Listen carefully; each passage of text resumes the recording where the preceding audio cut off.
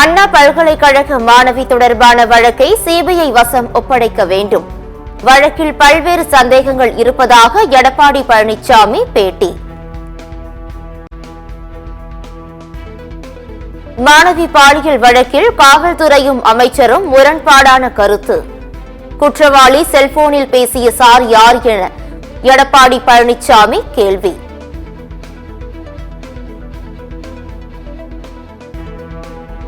தமிழ்நாட்டிற்கு பல்வேறு திட்டங்கள் வருவதற்கு காரணமாக இருந்தவர் மன்மோகன் சிங். டெல்லியில் முதலமைச்சர் மு.க. ஸ்டாலின் பேட்டி.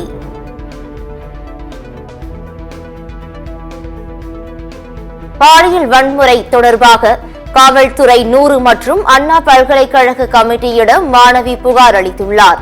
தகவலில் எந்த முரண்பாடும் இல்லை என்று அமைச்சர் கோவி செழியன் விளக்கம். அண்ணா பல்கலை மாணவி பாலியல் வழக்கில் யாரை காப்பாற்ற முயற்சிக்கிறது திமுக அரசு? விசாரணையில் பல சந்தேகங்கள் இருப்பதாக அண்ணாமலை பேட்டி. மாணவி தொடர்பான முதல் தகவல் அறிக்கையை காவல்துறை வெளியிடவில்லை. இணையதளத்தில் வெளியான எஃப்ஐஆர் முடக்கப்பட்டது என தமிழக அரசு தலைமை வழக்கறிஞர் உயர்நீதிமன்றத்தில் தகவல். வளிமண்டல கீழடுக்கு சுழற்சி காரணமாக தமிழகத்தில் மழைக்கு வாய்ப்பு. சென்னையில் ஒரு சில இடங்களில் மழை பெய்யக்கூடும் என வானிலை மையம் தகவல். உதகையில் 9வது சர்வதேச குறும்பட விழா இன்று துவங்கியது. ஜெர்மனி உள்ளிட்ட பல்வேறு நாடுகளின் குறும்படங்கள் இடம்பெறுகிறது.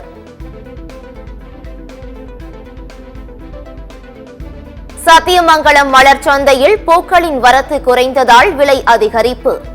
1 கிலோ மல்லிகைப்பூ 2400 ரூபாய்க்கு விற்பனை. அண்ணா பல்கலைக்கழக மாணவி பாலியல் வழக்கில் கைது செய்யப்பட்டவர் திமுகவை சேர்ந்தவர் என பொய் குற்றச்சாட்டு. பாலியல் குற்றவாளிகள் மீது இரும்பு கரம் கொண்டு அரசு நடவடிக்கை எடுக்கும் என்று RS பாரதி உறுதி. உச்சநீதிமன்ற உத்தரவை பஞ்சாப் அரசு அவமதித்ததாக குற்றச்சாட்டு. பஞ்சாப் அரசுக்கு உச்சநீதிமன்றம் நோட்டீஸ்.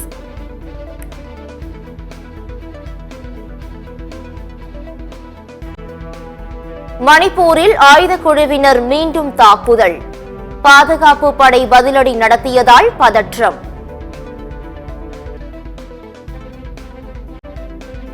ஏமனில் இஸ்ரேல் நடத்திய வான்வழி தாக்குதல். உலக சுகாதார நிறுவன தலைவர் டெட்ரோஸ் நூலிலையில் உயிர் தப்பினார். பிரேசிலில் பாலம் இடிந்து விழுந்ததில் 8 பேர் உயிரிழப்பு. ஆற்றில் விழுந்த 9 பேரை தேடும் பணி தீவிரம்.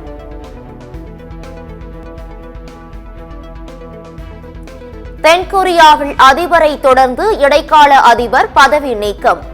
இடைக்கால அதிபரை பதவி நீக்கம் செய்யும் தீர்மானம் நாடாளுமன்றத்தில் நிறைவேறியது.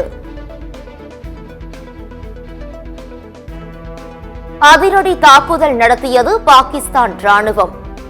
பயங்கரவாத குழு தலைவர் உட்பட 15 பேர் உயிரிழப்பு.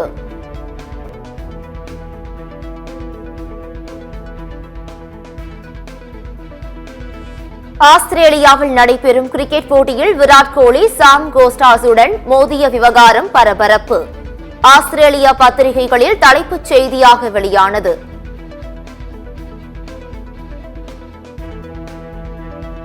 விராட் கோலி வேண்டுமென்றே தன் மீது மோதவில்லை. ஆஸ்திரேலியா கிரிக்கெட் வீரர் கான்ஸ்டாஸ் விளக்கம்.